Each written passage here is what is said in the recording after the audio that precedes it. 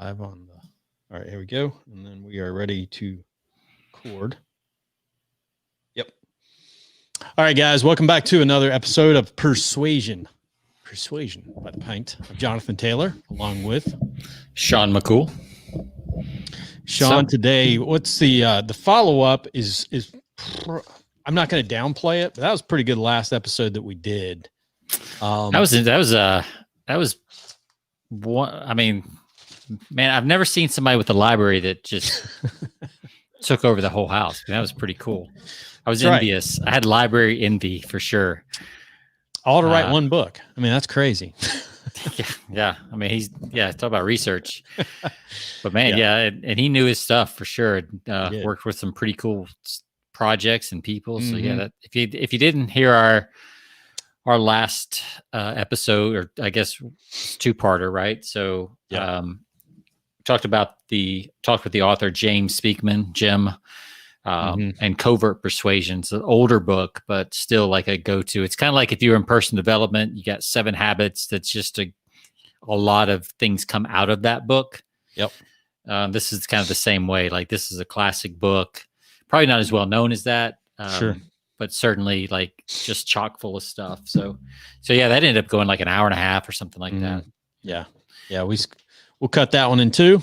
And this one's going to be kind of a shorter episode, although that's what we say. We'll see how that goes. But we will see. But this is we'll be talking about the psychological triggers. There's 31 of them. We won't be going through all 31, but there are 31 psychological triggers from this book.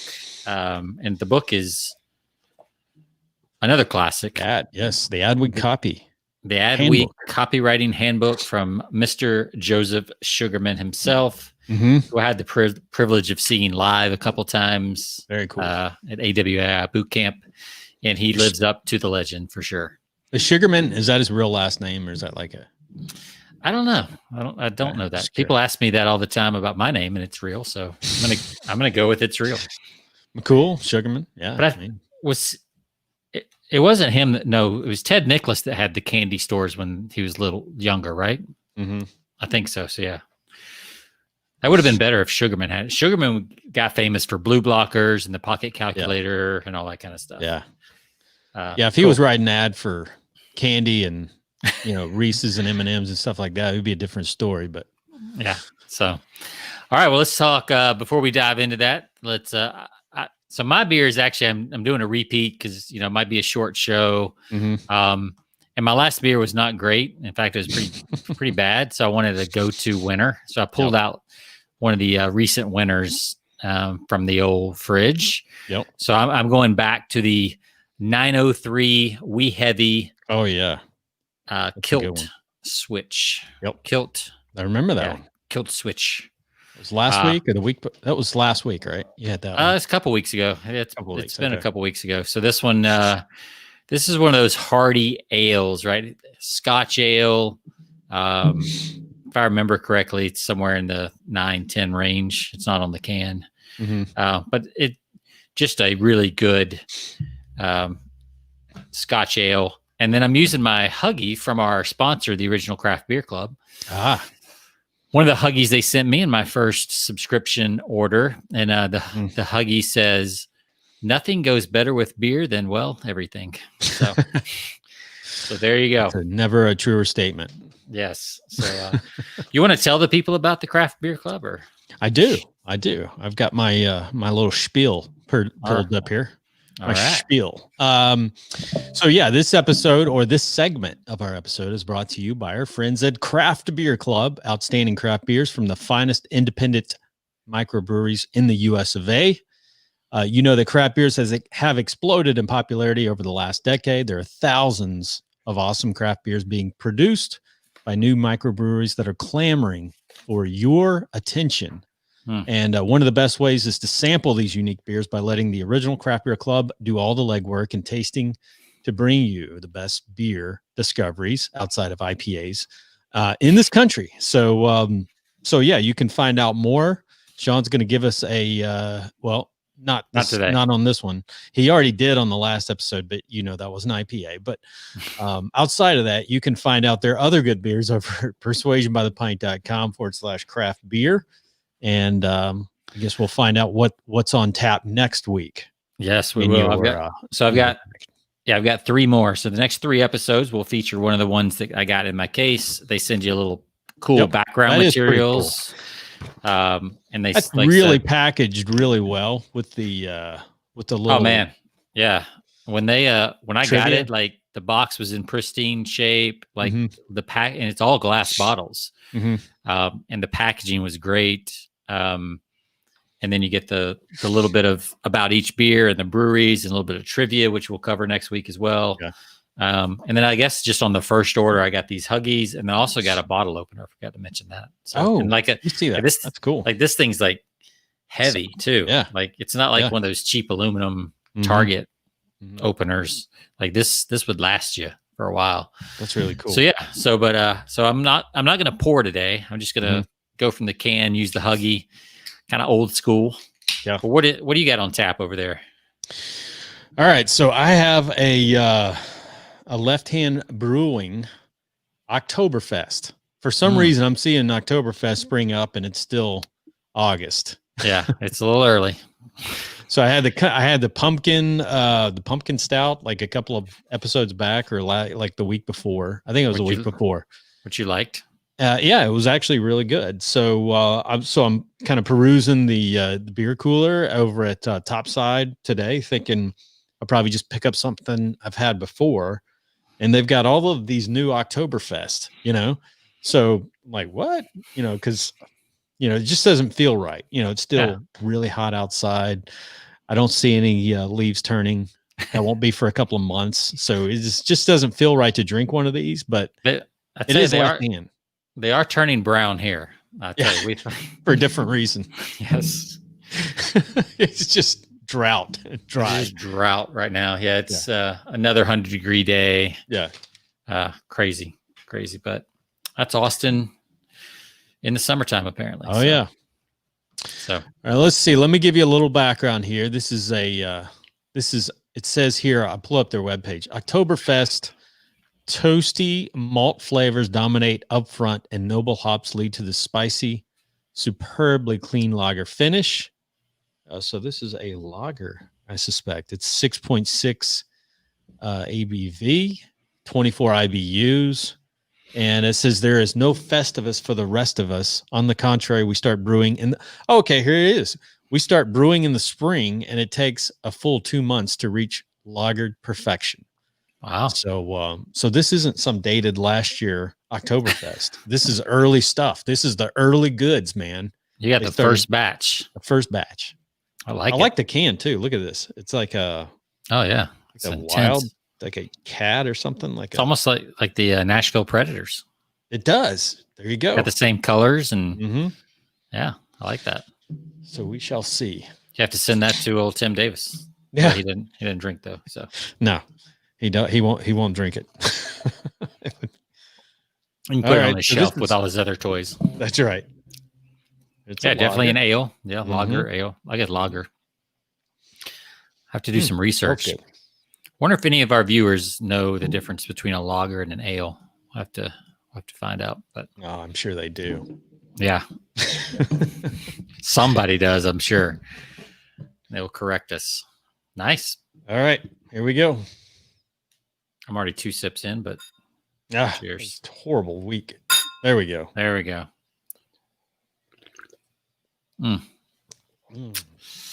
Oh, magnifico. Does that make up for the last week? You gave the last episode, you had like a 1 point something, right? So yeah, way too sweet. Yeah, cool. Even though it was a was a stout. No, it was a it was a milk stout. Yeah, it was a milk stout. Yeah, it was way too sweet though. Yeah. So this is perfect though. So I'll go ahead and give it a rating. Let me give it another test because I know what your rating is going to be.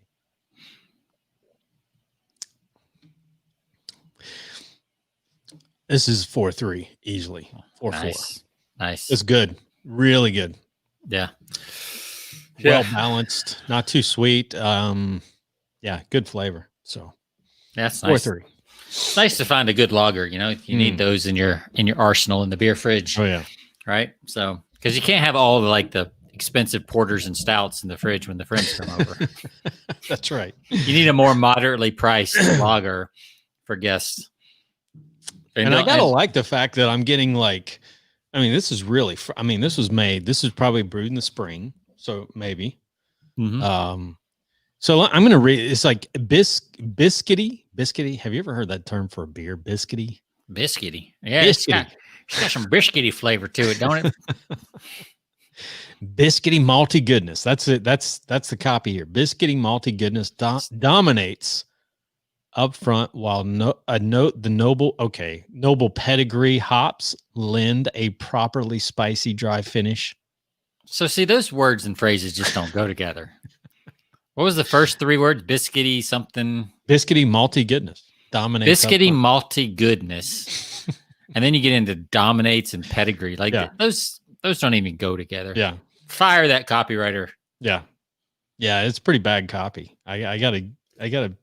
But it does say here, as you mentioned, it gets the temperature 40 to 50 degrees. So there you go. It's right on the dot. We've been drinking our beer too cold all these years. Absolutely. Yep. All right. Well, let's talk about psychological triggers. There's a lot of triggers being pulled these days. Yes. And a lot of psychological triggers being pulled these days. Yeah, we could go so many directions on that, couldn't we? We really could. We could run with that. And I think we've probably scared off most of the viewers between our political leanings and So I got to tell you this though, as you're getting settled there, we ordered some yard signs for the front yard. Political yard signs. Yep. And we're in a pretty liberal area here in Austin. Sure. So our yard signs, one of them says "Gun Owners for Trump." I figure that's just as good as an ADT security sign. Oh yeah. And then the other one says "Veterans for Trump." So I think I'm using those as dual purpose signs, one for political reasons and one for security reasons. So I figure if they're going to pick on somebody's house, it probably won't be mine since I have those signs. Yeah, those two lend towards probably not getting trashed in the yard. Yeah, and not Veterans breaking for Trump, and then gun owners. Is that what it said? Gun owners. Yeah, gun owners for Trump. So you probably don't want to break if you're going to pick a house to break into. Probably pick a different one than that. So that's the idea. Yeah, we've watched enough videos of Antifa to realize what happens when stuff like that takes place. Yep. So try to avoid it. That's being proactive right there. There you go. All right. So we're in chapter 19 of the old Adweek Copywriting Handbook. And another good one to, just like covert persuasion. This should be on the shelf, like the short shelf. The shelf that's closest to the desk. Mm-hmm. When you need to reference something. And, I've been working a lot with younger or newer copywriters lately. And there's this kind of thought, and this is true in any industry, I think, is they think that the writing comes out just a lot better than it does, like when I write it or somebody else writes it. Right. But there's actually just a lot of, they usually don't see till draft 3, and I've been encouraging to write, Dan talked about it last week, a couple episodes ago, where, the first draft is ugly. Like you just got to get the first draft out and then you go back and you clean it up. Mm-hmm. So have these kind of tools at your disposal is the point, so that you can write better and better second and third drafts. The first draft's always going to suck. I don't care how many books you got around you. Right. So, and then you can go back and even if it's an email, like write it, let it sit, come back to it, polish it up, send it off. Absolutely. All right. So let's talk about these 31 psychological triggers. Not all of them, but some of them. We'll make a flight of psychological triggers. Can't even talk. There's all my notes here. Wow. I tell you, I got to say I know what you're Jim gonna say. was just I mean, I look at his and I'm ashamed of this. This is very shameful. The dude had like these bounds, like, so kind of like, if you didn't see that episode, he had like these bound journals, numbered 1 through 10, he said. And he opened them up, and it looks like Russell Brunson's ClickFunnels drawings, right? Like perfect squares, perfect handwriting. Yeah, I thought they were actual books. All these notes. Yeah, it's like, is that the galley copy of your next book? Because that's what it looks like. I mean, very impressive. He could just photocopy that and publish it, and he'd probably do really well on the next one. I mean, he could sell the whole set as a course for who knows how much. Yeah, it's crazy. So. Yeah. I mean, I've literally got like random note cards on my desk with like notes on them. So yeah, legal pads that are just half ripped out, pages like this. This is embarrassing, but hey, whatever works, right? Yep. All right. So psychological triggers, and this comes from, as you mentioned, Sean. I forgot what chapter 19. Yep. 131. And, this is a great book. To me, this is a good place to start from for just a discussion, because triggers are one of the most important things. Like, you understanding what you have to convey in your copy, and at the very beginning, I think one of the most important things. It really reminds me of Bill Bonner's so much of his copy, and when you talk about the feeling of involvement, that's the first thing. Feeling of involvement or ownership. And what he talks about is letting your readers take a stroll down the path, imagining. We just talked about the power of telling people, on that last episode, even with Jim talking about covert persuasion, basically painting a picture like in the mind of your reader or your prospect, letting them understand what that looks like. And when I was reading this, the person that always comes to mind in copy is Bill Bonner, because there was a book by Denny Hatch, I think a few episodes back, that had one chapter on Bill Bonner's writing and some of the stuff that he did back in the 80s. But just the way he puts you in like this, it was all about retirement, puts you investing in a place down in his international living headline and lead ran for like 30 years, which is just so you could just literally put your place, feeling the breeze come in on the air, you're kicking back and you're living like this without spending a fortune on it. And you're thinking, wow, you could literally feel yourself being the way he wrote, being involved and being a part of that. Here you go. I got it. I got it right here for you. Should I just go ahead and read it? Yep. Yeah. You should. All right. It's in my. Because I can just hear that every time. I mean, I don't care how many times I read it. I just love hearing it. Yeah. And what's crazy is this like breaks all the rules, right?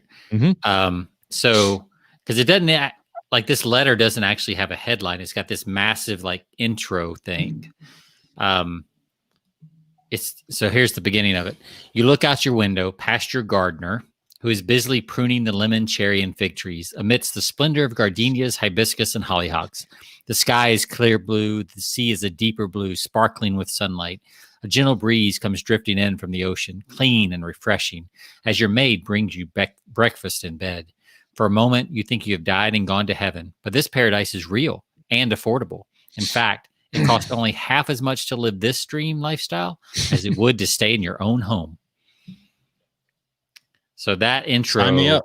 Yeah, I mean, that intro ran for like 30 years, and it still, I think, runs on and off for the international living, which is all about living internationally and investing internationally and all those kind of things. It's one of the things that kind of launched the whole Agora franchise, the whole company. So that's the power of a letter, because that, this is one of those things that led to a, now $1 billion per year company.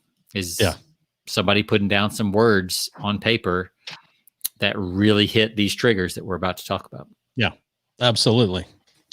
Yeah. I mean, it's, so I'll copy. I mean, if you can do this now, I mean, nowadays, if you're talking online copy, if you're talking written copy, or if you can talk, in video, which you can watch, a video on a landing page or something like that, because that's one of the things recently that caught my attention was there's a company called Square Strike.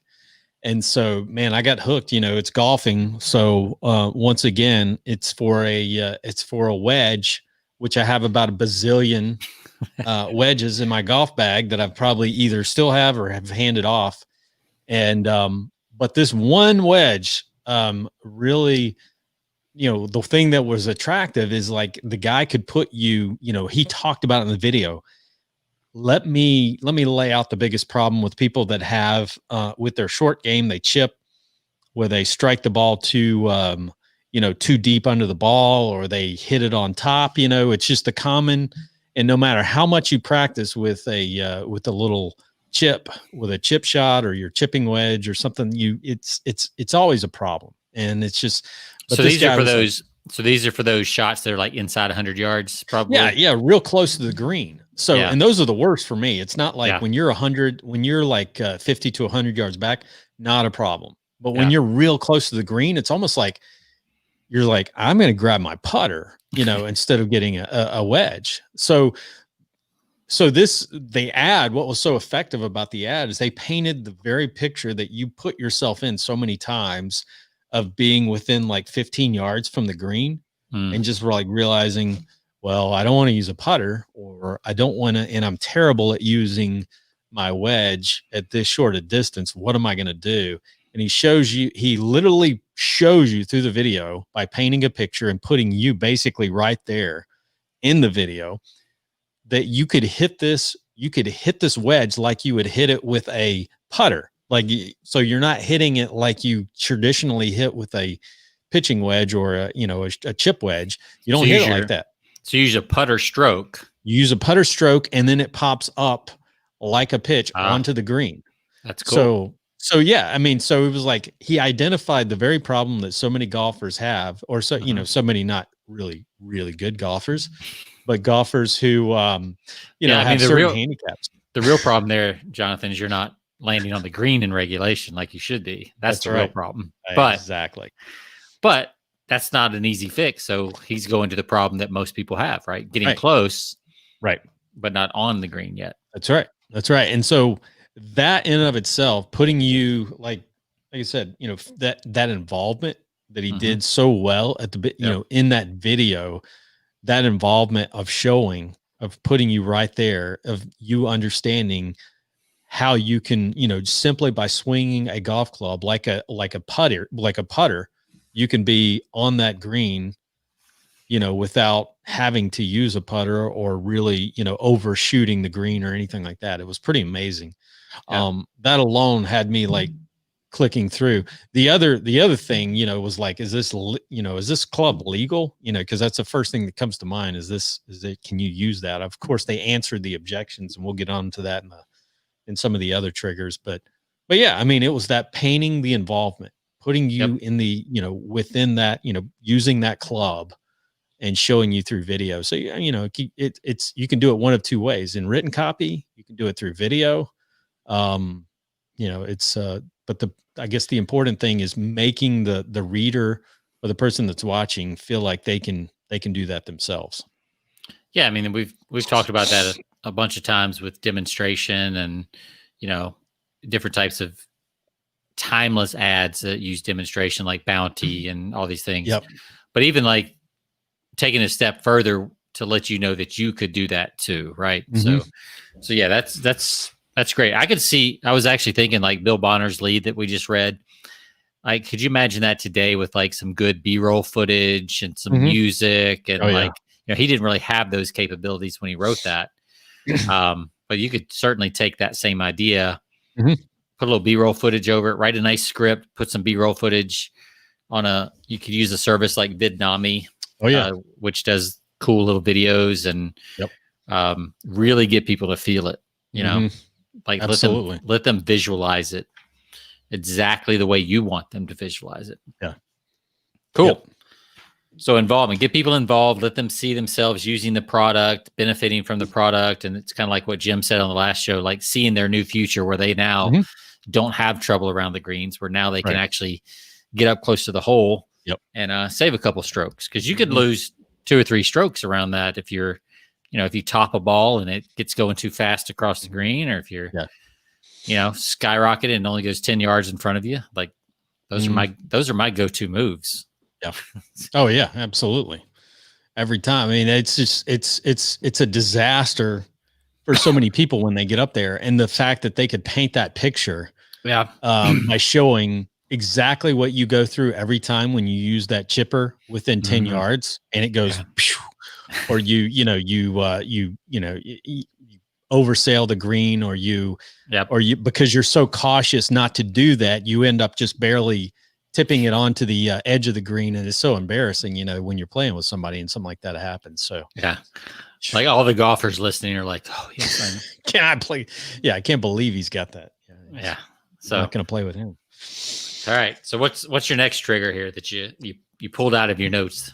Okay. Honesty in copy. And maybe people out there say, well, duh, that's pretty obvious that you should be honest, but it's so easy to, in copy, and Sean, it's so easy to overpromise. But one way to show honesty, I think, is to be somewhat vulnerable in copy sometimes, to say that, I think you become more believable when you lead the believer, or when you show the believer or the reader that you can't be everything, right?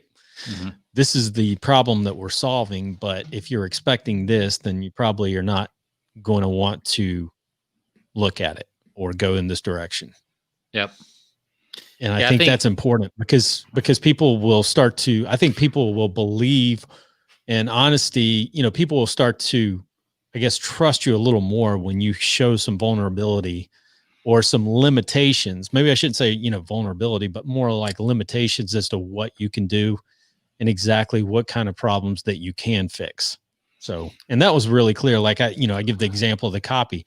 This club isn't for everybody, and this club isn't for every situation. It's for one specific situation when you're up close to the green. Don't expect this club to help you when you're 50 to 100 yards back. That's not what it's for, and it's not going to help you in that regard. So, and that scares a lot of people, because they want to, I don't know how many times I've been in client meetings or potential client meetings, because they don't become clients if they say this, where they're like, well, anybody could benefit from my product or service or whatever. It's like, well, technically, I guess maybe somehow, but we can't market around that. Like, even if that were true, you can't market that way, right? You still need to segment your marketing to hit the stories and the triggers of different people. So, but and most of the times though, your product or service is not actually for everybody. Like if you really look at it, and not for every situation. So we called that the Achilles heel, where we admitted something that was wrong. Sure. Who it's not for, those kind of things. Yep. And when you do it, it does make the copy a lot stronger. So don't be afraid to do it by any means. Same thing in sales presentations and other places, so it's not just copy or ads, it's face-to-face conversations and sales conversations. Like, you have to be willing to push people away and say it's not right. Because it will make you a stronger salesperson and persuader in the end, because you'll be true to yourself. Right. For sure. Yep. All right.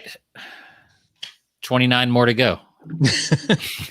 We'll skip through some of these based on time, but we've got integrity. So that's credibility. Here's one, justifying the purchase and resolving any objection. Okay. So that is so important in copy in any sales presentation, because if you don't answer, or if you don't answer the objections in your prospect's mind, and knowing those objections that they have, then obviously that's, you're going to fail, because you're, in understanding the product. And this, Sean, doing the research on the product, you should understand every objection that that your reader, that your prospect's going to have in the beginning. Yeah. And I like how he said in here, sometimes it's just saying you deserve it.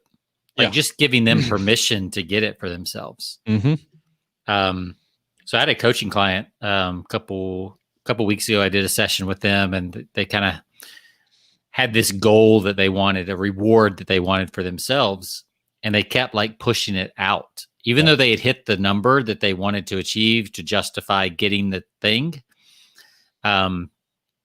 They kept pushing it out because they're like, oh, I'm not really ready for that. I might need the money for something else, all this kind of stuff. Yeah. And it was a pretty pricey little reward, so it's no small thing. Right. But what I pointed out is like, well, you're lying to yourself, and you're being disrespectful to yourself. And if you're doing that now at the early stages, what are you going to do when the business gets bigger? There's always another goal to get to. And like that really hit for her. Like, and sometimes that's all people need. So all I did was give her permission to just be true to what she already said. Yeah. And I think that's true in a lot of products and services. Like people already want a certain outcome. They've already promised themselves a certain outcome. And your product or service could probably help them get there faster. And you're just say like, hey, you deserve this. It's okay. Like, this is a goal of yours or whatever. Like there's a lot of ways to do that. And sometimes it's that simple. Other times it may be a lot more complicated where you need to tick off some boxes and things like that kind of arm them. I think Jim hinted at this at the last episode was like being able to give them some ammunition that they can use when they have to confront their family members that they bought something, right? Yeah. You need a little bit of material that says, oh, well, it's A-rated, it's this, right? Yeah. Yep. So yeah, they're looking for any reason to support their buying decisions. So you got to give that to them. You do that all the time with, purchasing managers who have to report to their bosses on why they made the decision to go with, your products. And if you don't have those facts for them, even though they really do make emotional decisions, they need the facts to back up why they did. That's right. And how it works for them, because, they're motivated. Yeah, they're motivated to improve their situation, their process or whatever, but they're also motivated to make themselves look good in front of their boss, right? Right. So you gotta, sometimes you have to sell not just the performance of what you bring to the table, but if you're doing a multi-level, to an organization, you've also got to try to sell them. You've got to understand their objection is not only just the way this product works, but working with the people above them and how are they going to look. So you got to find ways to get them to be acknowledged. If they need a job promotion or if they're looking for some acknowledgement from their boss, hey man, I can help you. Yeah. Or and it could be anything. It could be your vendor is going to give them, net 10, right? Whereas the other ones want, paid on receipt, right? Sure. And that's enough to make like their accounting department happy and make these other people happy. So as the purchasing manager, they've got lots of reasons to justify. Yeah. All right. So what else we got? Let's see. How about greed? Wow. That's a bad word, right? We don't like that word. Greed, no, in the words of Gecko, right? Greed is good. Gordon Gecko. Yeah, that's Gordon right. Gecko. Yeah. So recognize greed is a strong factor. Yeah. And, we can use greed. Maybe some people don't like that, but I would say, okay, desire to establish oneself as people aren't buying a golf club. They're buying a higher score on the golf course, right? I'm not buying that club for the club itself. I'm buying it to make myself look better when I play with clients. Exactly. Because that's important, right? Yeah. That makes me, I don't want to be embarrassed when I'm taking a client, out to play golf. So I'm doing everything I can to improve. So I don't care about the club itself. So I'm motivated by how this makes me look and how this makes me perform. So yeah, I mean, you've got to take that into consideration. Because whether we like it or not, So let's look at that situation. Like, you take clients out to golf, right? Whether you like it or not, there is a weird, unjustified link between how you perform on the golf course and how you're going to fulfill their orders. Right. Like, that it's not fair. It's not necessarily right, but it is how it is. Like, there's that old saying that, and I don't completely agree with this, but at the same time, I understand the truth and why it lasts. There's a saying that how you do anything is how you do everything. Yeah. Right. And I think there's some truth in it. And I think there's some things where people are gifted and things like that, that they're just off the charts in one area, but not the others. But the idea is there's a seed of truth to that. And I think, it's kind of like, people that are in shape tend to have a better, or more likely to sell, all other things considered, a client, because they just look like they've got their life together. Right. And people would judge a book by its cover. They just do. Like, we judge wine by the bottle. We judge beer by the bottle, by the cans when we buy it. And we judge books by the cover, literally. Like, that's why we buy a lot of books. And people are the same way. So, you have to know those things in advance. But yeah, people want to put out those images. They want those things, because greed is usually all about the image I'm portraying, right? The car, the house, the whatever it is, whatever standard you're trying to get to, right? You're trying to project an image to other people. Yep. And you could say that's shallow, you could say it's whatever, but the fact is that's kind of how we keep score in the world. That's right. And if you want to opt out of that, you can. But know that a lot of people are playing that game, consciously or unconsciously. And if you want to sell more stuff, you'll sell to that. Yeah. Yeah. So that's why people don't buy BMWs or Mercedes just because they're a better quality of car, right? Than a Honda. Yeah, there's no reason to buy those cars. Like, logically. Right. It's just not. I mean, the repairs are more expensive. Like, everything's just more expensive. But the way it makes you feel when you're driving them, the way it makes you feel when you pull up to a restaurant or a friend's house, or pull into your driveway and it's parked there, and your neighbors are driving the Honda Accord, you got a BMW 5 Series, like, you feel like you one-upped them. That's right. They may have $200,000 in the bank and you don't, but you can't see that. So but yeah, so greed is a very powerful motivator in marketing, and it shows up not just in material things. It shows up, like we said, in status, and because it's not the thing, it's what the thing represents. Oh yeah. Well, it's like that. Makes me think of that. I mentioned on the last episode that movie we were talking about, the Tin Men. It came out in the 80s, but it's really good. So anybody that's into sales, persuasion, marketing should watch that movie if you haven't seen it. It's funny too. It's really funny. It got two really good actors in it, which is Richard Dreyfuss. He's always been a really good actor. I hate his politics, but he's a good actor. And Danny DeVito, but in their prime too, really. And exactly. But it's supposed to take place back in the 60s, when an aluminum siding was big time. But it was all about, these guys as salesmen, they would drive, back then it was the Cadillac, so they would go and shop. They had to all drive the Cadillacs, because you can't pull up in anything but a Cadillac if you're selling. If you're going to be appeared as, if you're going to show the appearance of success and knowing what you do, you want to be driving a Cadillac around. And so that was what they all drove around, as a Cadillac. Yeah. So it was all about image.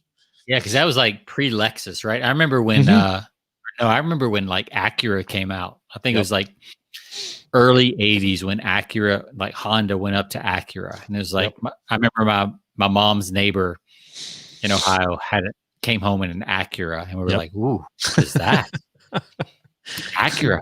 An Acura. Wow. That's cool. And now it's not even like a really cool brand anymore. It's like, but that was like the first I think that was like the first like regular brand that launched like a luxury brand off of itself. Like all the luxury brands have gone down a notch. Yeah. Right. Mercedes has gone down market to get those consumers earlier. Yeah.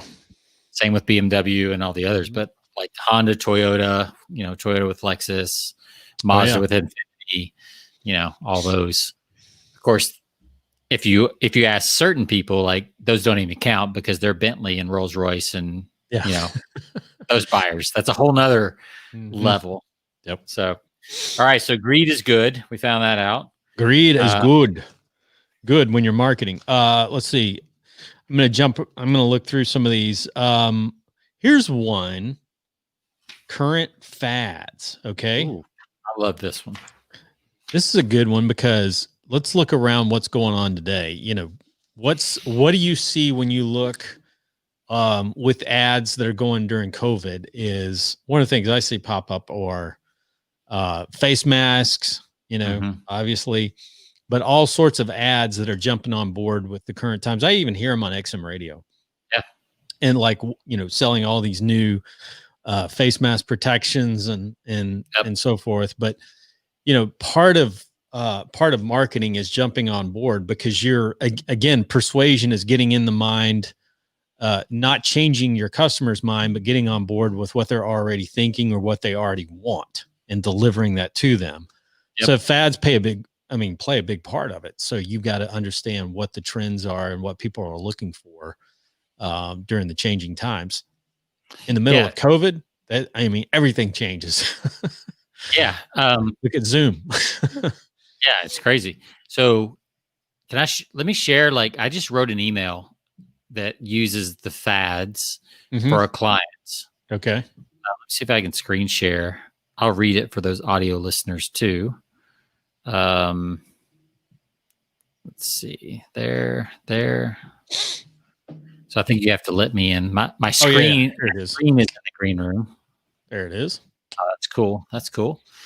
All right. So I've got this client, they sell granite countertops, and I was like, okay, I need to, we send an email about every 2 weeks to their list, just to remind them we're around and those kind of things. So I was like, okay, what's kind of current? How can I enter the conversation already going on in their mind? Right. Yep. So this was about a month ago that I wrote this one. And so I decided, well, everybody's been kind of locked up for a while, whatever. So I was like locked up. So my first initial idea was locked up staring at those old counters, but that was kind of too obvious. Like it's too in your face, too much talking about the counters too soon. So I kind of dropped that. So the subject line I ended up going with was tired of staring at each other yet. Right. So that could be very timely. Yeah. Right. So it's like, you're probably getting on your spouse's nerves, your kids are on your nerves. Like, so I was like, okay, that feels like it's, people can shake their head. So then we just said, hey, how you doing? It's been a weird few months, hasn't it? And now school is starting back, sort of, maybe. There's this whole like weirdness to everything. Anyway, since this whole lockdown, stay at home deal started, we've all been spending a lot more time staring at each other. And maybe you've begun to notice some things you hadn't noticed before. Things like, and this is where I really get into their world. Like a lot of copywriters might go ahead and start talking about the counters here. Right. But I wanted to put that off a little bit. So I said, how many pairs of sweatpants, gym shorts, leggings, and t-shirts you and your family own? Or how often some wear the same ones? Or how much more time you spend in your kitchen now that restaurants are either closed or more of a hassle than it's worth. And speaking of kitchens, so now I make the transition, right? So now they see, oh, this guy knows this like a real person, like they understand what's going on. It's timely. Yep. They understand it. And then I go into the kind of the counter pitch and having nicer stuff to look at and all that kind of stuff. So that's a quick, simple way of like how you would take a big idea that's going around in everybody's brain. Oh yeah. And talk about it and then segue real quick. And like, this is like 10 seconds of reading. Like it's not that much, but it creates a lot more humanness. Oh yeah. For the company and relatability and like, oh, these guys get me. They understand what I'm dealing with at home and all this kind of stuff. So that's And so that's what I've been doing with this company. It's timely, which timing's another thing. Yeah. It's all about timing. So it's not really like a fad, but it is like fads are all about what's going on currently, right? So homeschooling right now is kind of a fad, even if it's with your school district. It's kind of the current fad because it's a forced fad, but they're all kind of forced fads because they're all created. All right, let's go a few more, and then we'll cut it. We'll wrap up. Yeah. And maybe we might come back to this next week and hit a few other points on this book. Yeah. But I want to say that looking ahead here, because I want to pick out some of the best ones. Oh, I see one I want to cover real quick. Okay. And then you find another one. But so this was number 18 in the list. The desire to collect. Okay, cool. So this kind of lines up with some of the stuff we've talked about before, which is people want to be encouraged in their current worldview, right? So people that collect things. Yeah. Right. And it's kind of the same thing. I mean, look at our books behind us, right? Sales, marketing. And then for me, I've also got some writing and things like that. But and some coaching, personal development. But those, 4 or 5 categories, I'll never stop buying books on those categories. Like those are just, it's almost like I collect them, and it just becomes like this thing that you collect, and it becomes a source of pride. And like, sometimes it's for display, sometimes it's for more use like we have here, but people collect figurines, people collect, and those are some great buyers. Like, I think about, when we were talking to Jim on the last episode, when he was kind of describing who he used to work for, I thought he was going to say Franklin Mint. Do you remember the old Franklin Mint? Back of Parade magazine? And they always had like these figurines and like the Civil War chess sets, and they were always this collectible theme. Sure. And collectors, they like to collect. That's just what they do, right? Yep. And it's not always the same thing, but just the fact that they're collectors, if it's a collectible, they'll want to collect it. Yep. But stamp collectors collect any stamp that you show them, pretty much. Comic book collectors collect all the comic books. Yep. And not just the books, the toys that go with it, the movies that go with it, the books about all the stuff, the backstories, like all that stuff. I'd say if you can find a niche where you're marketing to collectors, they'll pay more. Home run too. Exactly. And it's such an easy sale. Yeah, because once you get them on the list, the buying list, like Jay Abraham says, it's always easier to sell a buyer than a new prospect.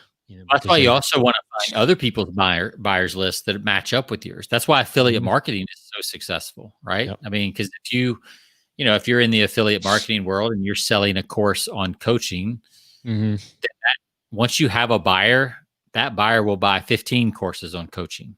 Right.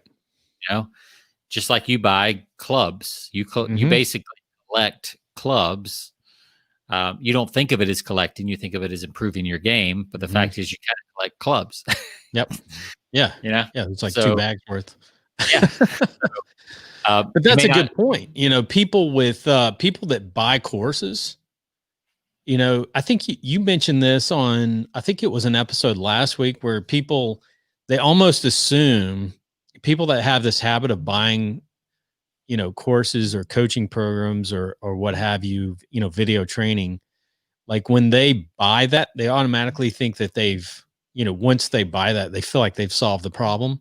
You get the dopamine hit right away. Exactly. But they're constantly doing that to, it's like they collect these courses and it makes them feel stronger, or it makes them feel more confident just in buying those courses to feel like they've improved without them a lot of times even going through the courses. Yeah.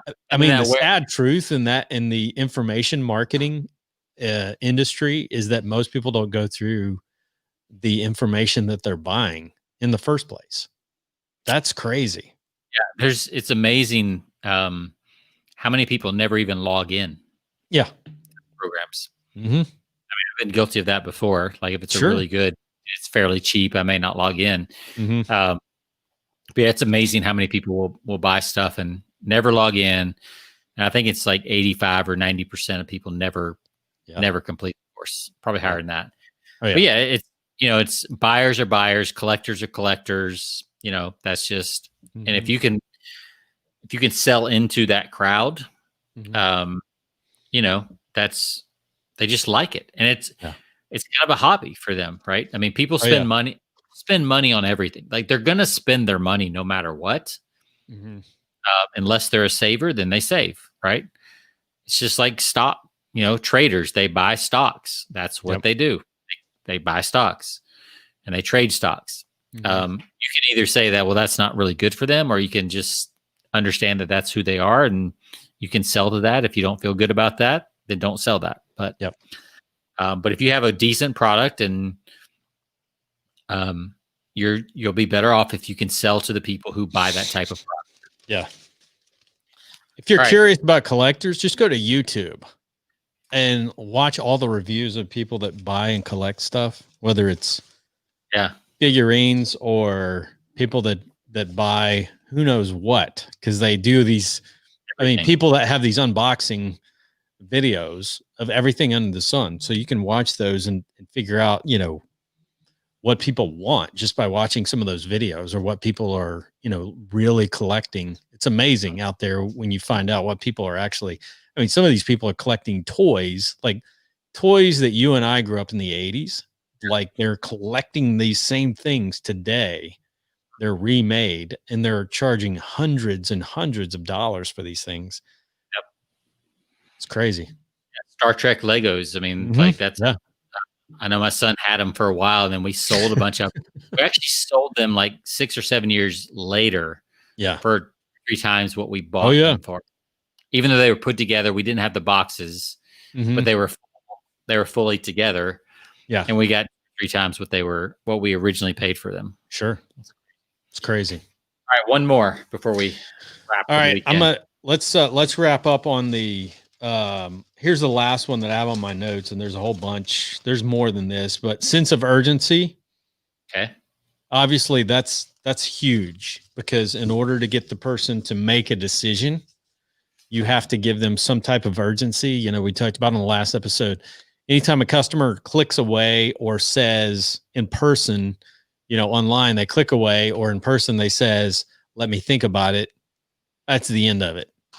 Yeah. So you've got to persuade them in order to make that decision right then and there. There has to be some type of urgency that's involved in order then to get them to click on the order button and, or get them to make a buying decision to commit right then and there. Because if they don't, they're gone. Yeah. So urgency can be a time limit and availability, limited availability. This is only available for this amount of time. Once you click away, it's done. Yep. But you've got to include, and it can't be, people have used fake urgency, and you've seen it, Sean. We've watched, these launches on so many things, and they're fake, so many things are fake, scarcity and urgency things. But you got to be, you've obviously got to use some ethics in terms of that, but there's ways to do that so that you're not being dishonest in order to get people to take action. And you can initiate urgency without being dishonest. Yeah, for sure. And one of my clients I worked with one time, he told me, he said, the best urgency comes from the people's lives, like whatever gap they're trying to fill. Sure. So for you, right, it's, the golfing, you want to lower your score. You don't want to make those embarrassing shots. So just bringing that up, that you could eliminate those this week. Like they don't have to necessarily say there's only 14 of these wedges left. Right. All they have to do is remind you that this week, the next time you play, you could eliminate those shots. Right. And that's enough urgency, because it comes from the actual pain, not from some false scarcity that there's only 20 clubs left or 2 days left. And that's not to say that, obviously sales work. time-bound sales work. Sure. I mean, you and I have talked about REI, right? You buy some Kohl's, you buy something and they give you a card that says, this is good between this date and this date. It's an extra $20 you can use between these dates. That's a great use of urgency, right? Because I've got to use it between those dates. And they actually, but the thing is, it does actually expire. Right? So it can't be like you go on the site and 4 months later, you enter in the same coupon code and it works, because then they're going to know you're lying, and then all those things don't work anymore. Right. So you have to be honest about it. You have to stay true. If you're going to set a deadline, you have to keep the deadline. Yeah. Doesn't mean you can't have another deadline later, but if you're going to do a Memorial Day sale, end it at the end of don't do the, extended for a week type crap. Like that just pisses people off. Right. And like you said, if you look at REI, they give clear dates. And I'll be honest with you, I've been in there afterward. Ain't gonna, it doesn't work. So they're they're strong in those times that they give, to take advantage of those special discounts, whether it's a, Memorial Day, Labor Day, what have you. And by the way, that's a technique just about anybody could use, whether it's a service or a product or whatever, is once somebody makes a purchase, send them a $25 coupon on their next order between the dates of X and X. And that's a really strong thing. And you just put that number, the coupon value to where it's, probably about the price of maybe one product, knowing that most people are going to pick one or two other things. Yeah, absolutely. Here's another thing you can, if you're, a way to create urgency without being dishonest is to say, listen, if you act now, you're going to get this bonus product. Okay. You act right now, but if you don't, it's not going to be available when you click back. So, or when you go back to purchase. So this is and there's ways to do this, to implement this, where you get a one-time offer to get people to take advantage of that right then and there, as opposed to waiting. Because, a lot of times when you're ordering online, there's that tendency, people want to think about it. They're like, yeah, I'm going to bookmark this and maybe come back to it. Well, the likelihood that happens is probably really small. The be back bus.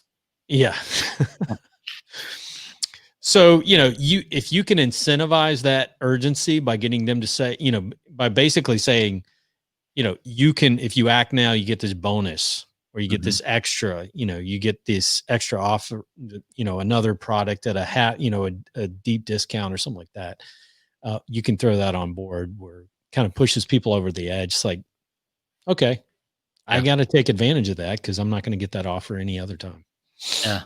There's for those of you that don't know it, listening, there's this thing called B-backs, right? So if you've been in like the real world sales, we talk about B-backs, if you've been like person to person sales. And one of the old sayings is, if B-backs were greenbacks, we'd all be rich. Because it just don't happen. Like once they leave, you don't close the deal. That's right. It's pretty weird. Now, if you have a process, obviously, but once you make the pitch, once you actually make the pitch and ask for the order, you don't get it that day, it's probably not going to happen. Right. It's rare that it doesn't happen, or it'll be really far out, So. Yeah, I did this past a month just in the B2B world. So I did it was a corporate pitch to a company, and it was huge. It's like for all of their business in North America. But I basically said, in this case, it's difficult when you're selling to a major company to say, I need, it's not like a consumer where you say, okay, this is the offer today, and if you walk away, that's it. But what you can do in B2B is to give them a time limit and say, this quote or this proposal expires in 30 days. Right. Because of, commodity prices change, like all these things, but we're willing to lock this in. Yeah. If you'll sign this contract, we can make the purchases. Like, you can make a clear argument of why you're giving this price. If you act now compared to, we may not be able to hold that. I mean, you think of, and that's really how, right, commodities work in general. Like that's how they work. So you can buy a huge contract and buy up a bunch of barrels of oil when it's low and lock that price in for the next 6 months. Absolutely. Or you can buy it week by week and fluctuate with the price. Right. Or you can wait 6 months and buy it all at the higher price. That's right. So, you can make that kind of argument a lot of times. With B2B, that's kind of the direction. Even on a service, you can be like, well, right now, this is my cost of goods. This is the deal I'm willing to make because of the current client flow. But we're doing some other marketing campaigns, so if I get full, I can't guarantee this is the price. It may be more because I'll have to hire extra staff, whatever. Sure. And those are all true things. They may or may not happen, but they're all true based on that's why your quote is what it is in the current time.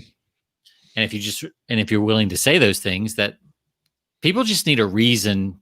Absolutely. For the urgency. And if you can give them a good, solid, logical reason to go ahead, they usually will, if everything else has been, what they need. Again, it's with the because. If you can say, this offer is good for 30 days because it's good for 30 days. It's good for 30 days because I said it's good for 30 days, and that's good. It's like, again, the power of a fake because sometimes is all they need, but it, whether it's 2 weeks or 30 days, especially in B2B where it gives people some time to, to make those decisions and get other people within their organization on board to say, listen, we got a limited time. If we're going to take advantage of this, we need to go ahead and do it. So I use this all the time in business, especially when it's a multi-organizational or it's a company that has multiple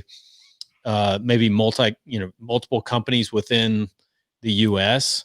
It's just say, listen, if I'm sending this out to a purchasing manager or someone at their headquarters to say, I'm sending you this and you have 20 days or 30 days that you can organize within, all of your other, purchasing managers at your other, your other facilities to say, let's get on board with this. So it gives them a little time to say you've got this amount of time to get on board. Otherwise the offer is void. So, and it gets them jumping because they want to save, their jobs are, their whole purpose is to save the company money, so they got to look good. If they don't do it, they're failing at their job. So. Right. And they wouldn't be talking to you if there weren't a problem or an area for improvement. Exactly.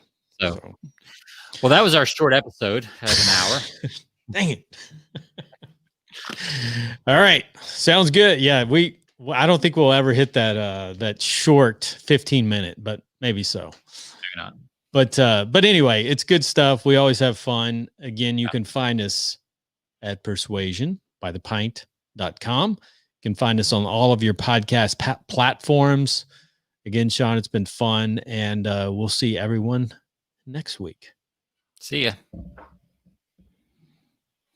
right.